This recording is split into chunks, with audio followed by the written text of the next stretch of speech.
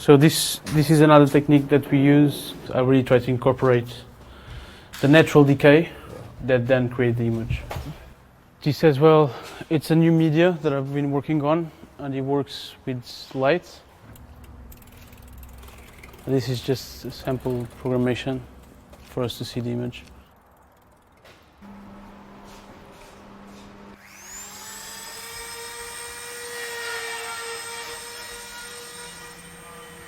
I came up with the idea of, instead of adding, I would go to a wall and I would extract and play with the layers that were underneath and painting with those layers. And those layers were there for a long time. I never know how it's going to end up. I have an image in my head, but then when I carve the wall, I never know what I'm going to discover. Sometimes I find, old murals, old things inside of the wall, and that's what composes the image, and kind of controlling the chaos or painting with the chaos. My work deals with themes around existential sense of self, abstraction, using conceptual themes and concerns in critical theory as a space to launch. My work explores who we are and why we are, where we are, and when. It tends to vacillate through time and space. And as I find myself at a different stage, the work continues to mirror that evolution and becomes an illustration of that moment in time.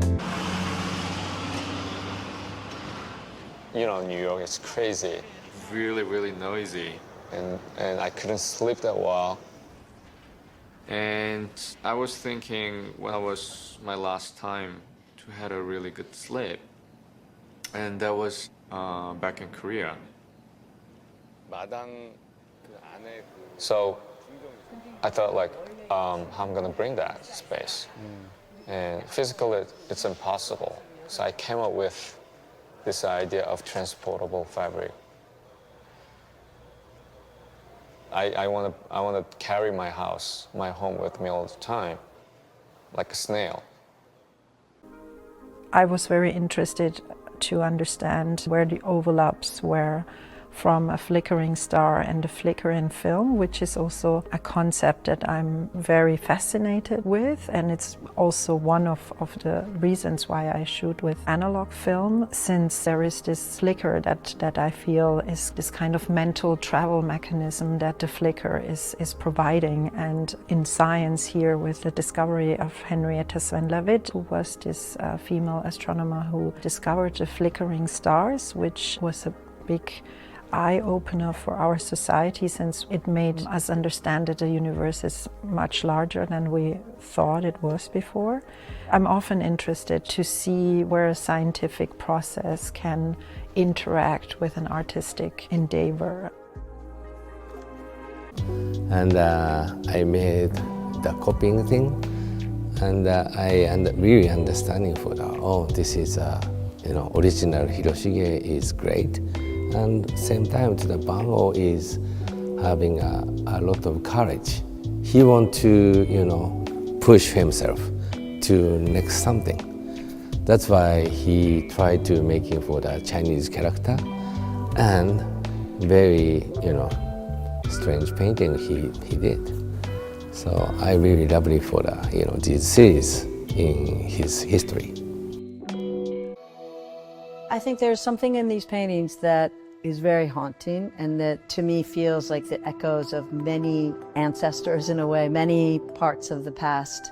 The scale allows for one to become fully immersed in the painting from when you're up close, and then to have this very different experience of it from a distance and what happens in those indeterminate space in that. I try to make sense of why it was always in abstraction that I felt most compelled to work. I feel like abstraction is, in a sense, what chose me, but I think there's this liberation and possibility in what we don't have language for, and especially if you're looking at abstract paintings. You pull your own personal history into that. There's no directive. There's this space of radicality. There's this space of possibility, and there's this space of opacity. No one has to explain who they are. And I think that's really important for me in abstraction, is that there's no idea of representing oneself. It's really this exploration of what might be, what can be, and what exists in this space of invention. Painters are different than musicians in the sense that for them the image is not really relevant, their own image. And they don't try to seek to promote that. You know. So it's harder to get painters in front of the camera, but I'm also very interested in the process of the paintings in the studios of the canvas. And unlike musicians, because I found it always very predictable to photograph them with a guitar, with painters I find it really interesting to photograph them with either the paintbrushes or the partly painted paintings.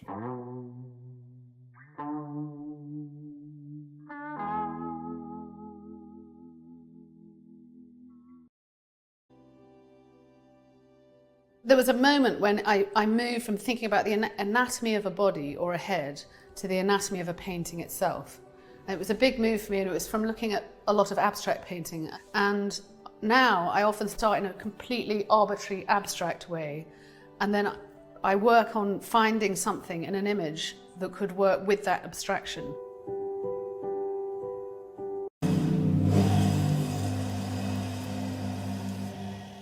The vision that I have for what art could be or what art is, it's kind of a big vision.